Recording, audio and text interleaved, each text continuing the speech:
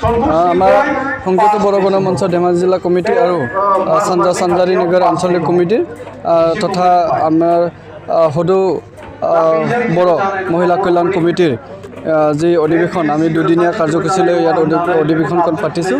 এই অধিৱেশনত আমাৰ তিনিওটা কমিটিৰ নতুন কমিটি গঠন কৰা হয়। লগতে আমাৰ যি প্ৰতিনিধি সভা আছিলে এই প্ৰতিনিধি সভাত আমাৰ স্পেচিয়েলি এডুকেশ্যন ছেক্টৰত এতিয়া যি নতুন নিউ এডুকেশ্যন পলিচি যি চলিছে তাৰ বিষয়ে আলোচনা কৰা হয়। লগতে আমাৰ শিক্ষাৰ যি মানে কোৱালিটি এই কোৱালিটি কেনেকৈ বৃদ্ধি কৰিব পাৰি আৰু জব অৰিয়েণ্টেড এডুকেশ্যন আমি কেনেকৈ প্ৰদান কৰিব পাৰোঁ তাৰ বিষয়ে বিতংভাৱে আলোচনা কৰা হয়। লগতে আমাৰ যি নতুনকৈ গঠন হোৱা বড়ো কছাৰী কল্যাণ সাহিত্য পৰিষদৰ যি কাম কাজ তাৰ ওপৰত আৰু এই পৰিষদখন কেনেকৈ গঠন কৰা হ'ব, তাৰ ভিলেজ নটিফিকেশ্যন কেতিয়া আৰু কেনেকৈ হ'ব তাৰ বিষয়ে বিতংভাৱে আলোচনা কৰা হয়। আৰু আগন্তুক দিনবোৰত আমি বড়ো জাতিৰ উন্নয়নৰ কাৰণে উন্নয়নৰ স্বাৰ্থত যি কৰিব পাৰোঁ সংগঠন লেভেলত এইখিনি আমি ৰিজলিউশ্যন হিচাপত লৈ পেলাই কাম কৰি যাবলৈ আগবাঢ়িছোঁ। আমাৰ বিভিন্ন ধেমাজি জিলাৰ বিভিন্ন অঞ্চলত আমাৰ বান আৰু গৰাখহনীয়াৰ যি সমস্যা এই সমস্যাবোৰ কেনেকৈ মানে পাৰ্মানেণ্ট চলিউশ্যন কৰা হয়, স্থায়ী যি সমাধান তাৰ বাবে অসম চৰকাৰ তথা ভাৰত চৰকাৰ কেনেকৈ আমি হেঁচা প্ৰয়োগ কৰিব লাগে তাৰ বিষয়ে আমি আলোচনা কৰিছোঁ বিতংভাৱে। তাৰ কাৰণে আমি কেইটামান ৰিজলিউশ্যন লৈ থৈছোঁ।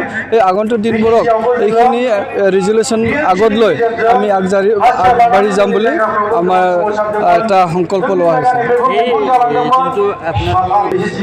হয়, আমি এডুকেশ্যন ছেক্টৰটো বেছিকৈ গুৰুত্ব দিছোঁ কাৰণ আমাৰ 1967 পৰা যি আন্দোলন চলিছে পৃথক ৰাজ্যৰ কাৰণে, এটা সময়ত আমি উদয়াচল নাম দি পেলাই আন্দোলন কৰিলোঁ, তাৰ পাছত বড়োলেণ্ড নাম দি পেলাই আমি আন্দোলন কৰিলোঁ। এই আন্দোলনৰ সময়ছোৱাত আমাৰ এডুকেশ্যন ছেক্টৰ বহুত মানে পিছ পৰি গৈছোঁ। আমাৰ এতিয়া ক'বলৈ গ'লে অসমত আমাৰ 25 লক্ষাধিক বড়ো মানুহ থকাৰ পাছতো একদম নগণ্য মানৰ IAS অফিচাৰ আছে, IPS অফিচাৰ আছে, SES অফিচাৰ বহুত কম আছে, ডক্টৰ ইঞ্জিনিয়াৰ বহুত কম আছে, চাইণ্টিষ্টটো নাই বুলি ক'ব পাৰি। সেই ক্ষেত্ৰত আমি যিহেতু আমাৰ 2020 চনৰ 27 জানুৱাৰী যি আমাৰ তৃতীয় বড়ো চুক্তি হ'ল, তাৰ পাছত আমাৰ আন্দোলন যি ষ্টেট আন্দোলন পৃথক ৰাজ্যৰ আন্দোলন এই আন্দোলন প্ৰায় সমাপ্ত হৈছে বুলি আমি ভাবিছোঁ। এতিয়া আমি যি হিউমেন ৰিচোৰ্চ গঢ় তোলা তাত বেছিকৈ গুৰুত্ব দিছোঁ আৰু সেইটো কৰিবলৈ হ'লে আমি এডুকেশ্যন ছেক্টৰটো ভালকৈ কৰিব লাগিব। আমাৰ স্কুলবোৰত শিক্ষক নাই, শিক্ষক থাকিলেও বিল্ডিং নাই, শিক্ষকৰ যিমানখিনি গুণ থাকিব লাগে এইখিনি নাই, আমাৰ প্ৰপাৰ ট্ৰেইনিং নাই শিক্ষকসকলৰ। এই গোটেই সমস্যাবোৰ কেনেকৈ সমাধান কৰিব পাৰিম, আমি বিশেষভাৱে যি কোৱালিটি বেছ এতিয়া ভাৰত চৰকাৰ বা অসম চৰকাৰে যি নিউ এডুকেশ্যন পলিচিত প্ৰি প্ৰাইমাৰী লেভেলৰ পৰা ক্লাছ 12লৈকে এখন স্কুলত পাঠদান কৰাৰ যি সিদ্ধান্ত লৈছে এইটো আমি আদৰণি জনাইছোঁ। তাৰ পাছতো আমাক যিমানখিনি ইনফ্ৰাষ্ট্ৰাকচাৰৰ প্ৰয়োজন আছে এইখিনি যিহেতু নাই, আমি ইনফ্ৰাষ্ট্ৰাকচাৰটো বেছিকৈ গুৰুত্ব দিবৰ কাৰণে চৰকাৰক আমি অনুৰোধ কৰিছোঁ। আৰু যোৱাকালি প্ৰতিনিধি সভাত আমাৰ এইখিনি আলোচনা হৈছে যে আমি যদি প্ৰি প্ৰাইমাৰী লেভেলৰ পৰা হায়াৰ ছেকেণ্ডাৰী লেভেললৈকে যদি আমি কৰিব এখন স্কুলত পঢ়াব লাগে তেতিয়াহ'লে আমাৰ পঢ়াৰ যি গুণগততা এইখিনি বৃদ্ধি কৰিব লাগিব। তাৰ বাবে আমাৰ যিমানখিনি শিক্ষকবৃন্দ আছে সকলোকে ট্ৰেইনিং দিয়াব লাগিব। আমাৰ যিহেতু টেট বহিবৰ কাৰণে এতিয়া BEdৰ প্ৰয়োজন, আমাৰ বহু ছাত্ৰ ছাত্ৰী BEd মানে পঢ়িবৰ কাৰণে ইণ্টাৰেষ্ট নহয়, এইখিনি ইণ্টাৰেষ্ট আমি কৰাব লাগিব। আমাৰ নৱপ্ৰজন্মসকলে নিচাযুক্ত দ্ৰব্যৰ ওপৰত বেছিকৈ মন দিছে, এইবিলাক আমি কেনেকৈ তাৰ মানে এটা ভাল পদক্ষেপ লৈ পেলাই আমি তেওঁলোকৰ মানে যি চিন্তাধাৰা এই চিন্তাধাৰা সলনি কৰিব লাগিব। এইখিনি গোটেইবোৰ কৰিবৰ কাৰণে আমাৰ প্ৰশাসনৰ সহযোগ লাগিব আৰু আমাৰ যিমানখিনি ৰাইজ আছে বড়ো ৰাইজ আছে ৰাইজৰ যি সহযোগিতা এইখিনি আমাক লাগিব। চ' যোৱাকালি আমি এইখিনি আলোচনা কৰিছোঁ আৰু আমি আশা কৰিছোঁ বড়ো জাতিৰ উন্নয়নৰ কাৰণে আমি যিবিলাক চিন্তা কৰিছোঁ বা যিবিলাক আমি ডিচিশ্যন লৈছোঁ এইখিনিত আমাৰ বড়ো ৰাইজে আমাক সহযোগ কৰিব এইখিনি আমি আশা কৰিছোঁ। আজি আমাৰ ৰাতিপুৱা ফ্লেগ হোষ্টিং আছিলে পতাকা উত্তোলন, তাৰপাছত আমাৰ স্মৃতি তৰ্পণ আৰু আমাৰ যি ৰিচিপশ্যন কমিটিয়ে এখন ছবিনৰ আমাৰ প্ৰিণ্ট কৰি উলিয়াইছে পাব্লিছ কৰি উলিয়াইছে। এইটো উদ্বোধন কৰিলে আমাৰ SB বড়ো হাইস্কুলৰ এছিষ্টেণ্ট টিচাৰ ভৱেন্দ্ৰ দৈমাৰী ছাৰে এইটো কৰিলে। তাৰপাছত আমাৰ মুকলি সভা এতিয়া আৰম্ভ চলি আছে। এতিয়া মুকলি সভাখন আমাৰ বড়ো কছাৰী কল্যাণ সাহিত্য পৰিষদৰ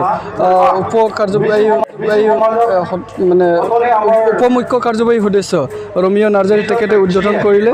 আমাৰ আজিৰ মুখ্য অতিথি হৈছে কাউন্সিলৰে মুখ্য কাৰ্যবাহী সদস্য মিহিনেশ্বৰ বসুমতাৰী ডাঙৰীয়া।